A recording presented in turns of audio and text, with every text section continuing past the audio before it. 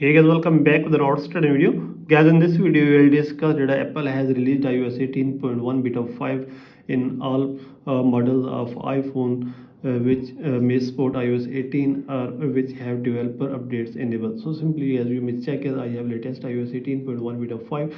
So if you are not showing this, then guys you may go back and first of all you will make sure that you have an active internet connection. After this, guys, here the option of general, so you may click here and click here on software update, and you may check is iOS 18.1 beta 5 will be shown here. So if it's not showing, then guys you may click here on beta updates and you may turn on iOS 18 developer beta from here, and then you may check this update will be available.